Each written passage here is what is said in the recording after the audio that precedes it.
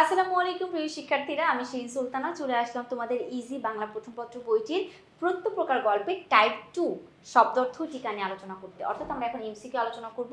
Type 2 তে আমাদের এখানে শব্দার্থগুলো ভাগ করে দেওয়া আছে, আমরা সেগুলো নিয়ে একটু আলোচনা করি। 19 নম্বর প্রশ্নটি হচ্ছে, নিষ্কৃতি শব্দটি কোন অর্থ প্রকাশ করে? নিন্দা করা, মুক্তির আবেদন, মুক্তি দেওয়া বা আটক। সঠিক উত্তর হচ্ছে মুক্তি দেওয়া। নিষ্কৃতি শব্দের অর্থ হচ্ছে মুক্তি।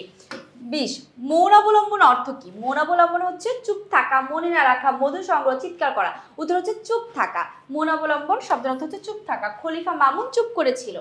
এবার 21 নাম্বার, কোপানল শব্দের অর্থ কি? ক্রোধের আগুন, কোপের নল, কোপাকুপি বা হিংসা। উত্তর হচ্ছে ক, ক্রোধের আগুন। হ্যাঁ, 21-এর ক নাম্বারটা। এবার আমরা যাব হচ্ছে 22 নম্বর প্রশ্নে। দেখো 22-এ কি আছে।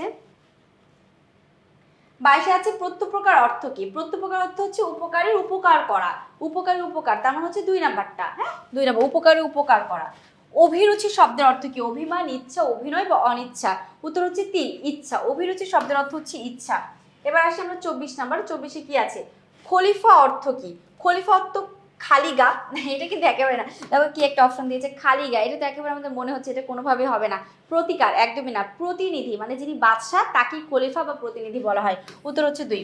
25 নিষ্কৃতি শব্দটি কোন অর্থে প্রকাশ করে? নিন্দা, মুক্তি, মুক্তির আবেদন বা আটক। সঠিক উত্তর হচ্ছে মুক্তি। যদি এই প্রশ্নটা আমার একটু আগে ছিল, যাই একসাথে আমাদের 2টা প্রশ্ন চলে এসেছে, কোনো সমস্যা নাই। 25-এর উত্তর হচ্ছে 3। এবার 26 সমাবিবাহারী শব্দের অর্থ কি? সমান তালের, সঙ্গে বা সহচার্যে, সমতল বা সমন্বয়মন। সঙ্গে বা সহচার্যে। অবরুদ্ধ শব্দের অর্থ কি? মুক্ত, অবসর, বন্দী বা কয়েদি।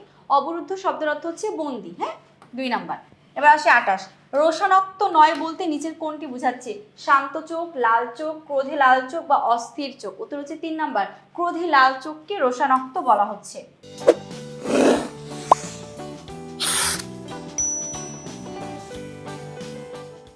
29 নাম্বারটা দেখো। 29 নাম্বারটা হচ্ছে সম্ভাষণ শব্দটির অর্থ কোনটি?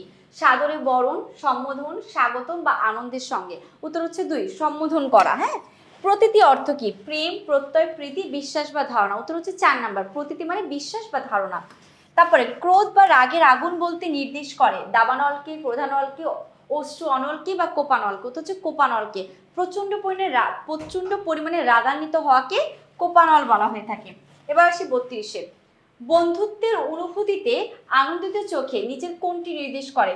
প্রফুল্ল লোচনে, প্রীতি প্রফুল্ল লোচনে, উৎফুল্ল লোচনে বা প্রফুল্ল হৃদয়ে। সঠিক উত্তর হচ্ছে প্রীতি প্রফুল্ল লোচনে, যে মানে হচ্ছে অতি আনন্দিত। হ্যাঁ, উত্তর হচ্ছে আমাদের 2 নাম্বার। 33 নাম্বার অবলোকন মাত্র শব্দের অর্থ কি? অনুধাবন করা, সম্বোধন করা, ফিরে তাকানো বা দেখা মাত্র। হচ্ছে দেখা মাত্র। ঠিক আছে, 4 নাম্বার। দেখো শব্দ অর্থগুলা তো আসলে ওভাবে ভেঙে ভেঙে বোঝানোর কিছু নাই। আমাদের মূল বইয়ে যে শব্দ অর্থগুলা পেয়েছি সেটাই এখানে দেওয়া হয়েছে। একটা বা দুইটা একটু বেশি থাকতে পারে বা ডাবল থাকতে পারে। ইনশাআল্লাহ এই পরীক্ষা এগুলো ভালো করে পড়লে তোমাদের পরীক্ষায় ভালো একটা ফলাফল করতে তোমরা পারবে। আজকে ক্লাসটি এই পর্যন্তই। আল্লাহ হাফিজ, আসসালামু আলাইকুম।